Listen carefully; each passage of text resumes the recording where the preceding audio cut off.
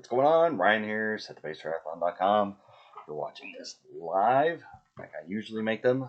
Welcome to a two for day. I already went live to talk about another Ironman Chattanooga 2021 athlete guide, but now I'm back and we're talking about just some quick little tips on triathlon that I like to do once a week to kind of put some information out there and some gold nuggets out there for you guys to digest and help you along in your triathlon journey. Today we're going to talk about bike shoes. Specifically, should you use triathlon specific or road bike shoes? I've come from a background. I started off doing road cycling and mountain biking. So I've done all three. I've done mountain biking shoes, I've done road cycling shoes, and I've done triathlon specific bike shoes. So kind of pros and cons of using each type of shoe and kind of the best maybe advice I'd give. You probably see this a little bit leaning towards using triathlon specific shoes when you're doing races, just because their design is just meant for that. So let's dive right into it. The first point is road shoes typically have more secure fasteners. So if you look at road shoes versus triathlon shoes usually have kind of more Velcro straps and stuff that's a little bit easier to get on and off and tighten down. Look at road shoes, they're getting to a point where they got little dials and little knobs and stuff and kind of tighten them down, assuming that you have a little bit more time to put them on, take them off, and get them all situated before you jump on your bike. Whereas triathlon, sometimes your shoes are strapped into your bike and you're putting them on, or you're trying to take them off while you're riding your bike and you want to get them on and off really fast. So they're not as secure, but road shoes, they're kind of nailed down. You know, once you got them on, they're on pretty snug.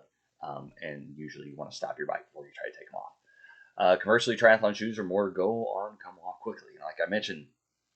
So if you jump on your bike, a lot of triathlon shoes just have one big Velcro strap. So you just pull it and then you put it down and then it's good to go. And it's got like a little hook that'll keep the strap from flopping around or whatever, getting in the way.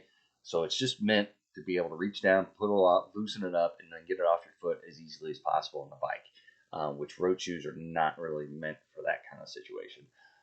Point number three, triathlon shoes come with a pull tab on the rear. So if you look at the rear on triathlon specific shoes, there's a big kind of leathered loop or fabric loop or something like that. And basically that's so you can put your shoe on and pull it up if you want to.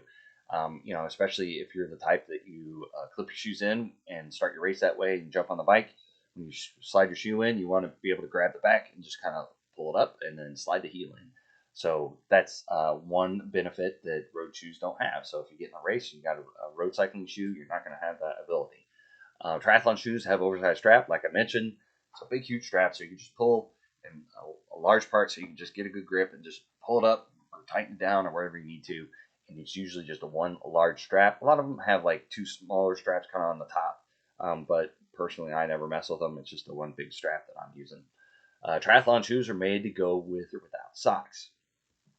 Now you can get a road cycling shoe that may fit pretty comfortable, but typically triathlon shoes are made to be a little bit more sock-like in their fitting, and they've just got like a liner that makes it more comfortable to be in for longer periods of time without socks, a little less friction, that type of thing.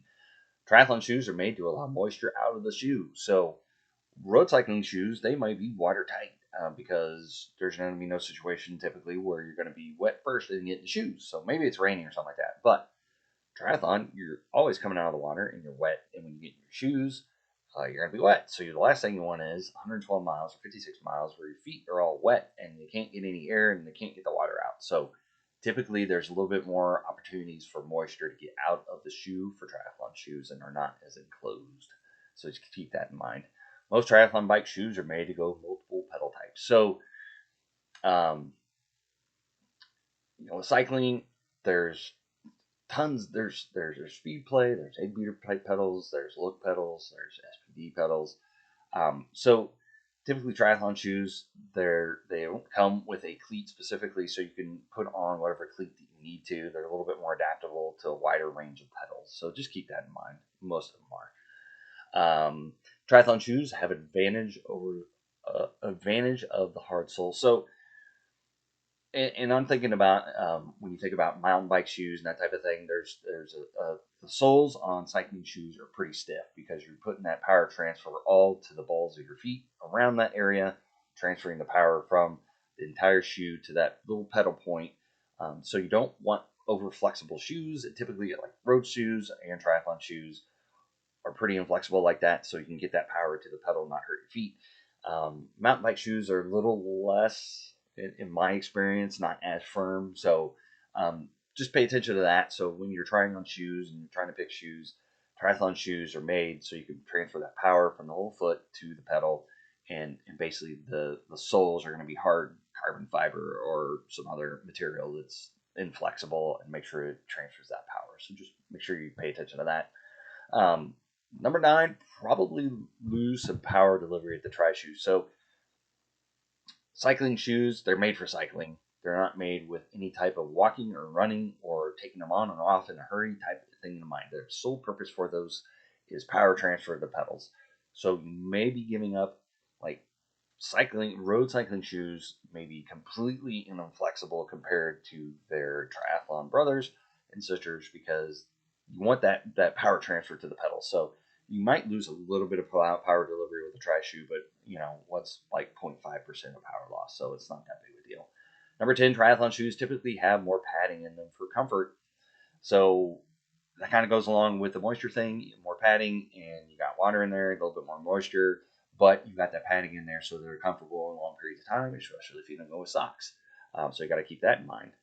Number 11, you can find pretty affordable higher-end triathlon shoes. So you go out there and you do your Google search, you try to find some good triathlon shoes. The high-end road shoes, like $300. The high-end cycling or triathlon shoes, $150. But you could find them $100. You can find them $75. You can find them on clearance for $50. But typically, triathlon shoes are a little bit in the lower price category compared to your higher-end road shoes. So if that makes a difference for you, if you're on a budget, you might be able to find a little bit more affordable triathlon shoes rather than trying to find cycling shoes and using them for triathlon. Number 11. No, we just went on that. Higher in triathlon shoes for affordability. Number 12, tri shoes have straps open outward, stay out of the way, which I stand corrected on that one. I put it in there. I found some triathlon shoes. The strap actually opens inward, but again, it has the little loop on there to keep the straps from flapping around. So once you pull them off, it's not going to get in the way, and it's not going to get caught in wheels or chains or anything like that. So the straps are designed with the ability to take them on and off, still on the bike, and not get in the way and cause a problem. So keep that in mind. And then number 13, I kind of put down at the end, it's down to preference. So if you try road shoes, you try triathlon shoes, you try I used to race in mountain bike shoes and SPD pedals. Now I'm on Look pedals because I switched over to the Garmin Power Meter pedals. So I use Look pedals for all my bikes now. Except for mountain bike, I still use SPD shoes. So, and even on my road bike, I still have SPD shoes on there just because I haven't changed them, and I just use those for my road shoes. For my road cycling when I'm got my tri bike is either being shipped or something like that. So again, it just goes down to preference. Maybe you're a little bit more comfortable in the mountain bike shoes and SPD pedals. Go for it. Maybe you want that little extra power, and you're okay with taking a little bit more time in transition to get on true road cycling shoes because it takes a little bit more time to wedge your foot in there. Go for it. If you want the flexibility and the convenience of the triathlon shoes, and you feel comfortable and they work for you, then great, and go with those. So ultimately, I threw you a list out here of things to kind of look at and consider when looking at true road cycling shoes versus triathlon bike shoes. But at the end of the day, if you just don't like it, why put a round peg in a square hole? Find what works best for you and then go with that. But this is my list, and hopefully this helps you out. Give it a like if you liked all the information in there. If you think I should have added something, put a comment in there. If you didn't like it, whatever, put a comment in there. Tell me what I can do better. Maybe talk slower, or talk louder. I forgot a point or something like that. If you've seen it on YouTube, give it a like, give me a subscribe. Just put comments on there. Let me know how you liked it. I always try to get back to everybody who puts comments. So with that, hopefully this helps you out, and happy training out there, and we'll see you at the finish line.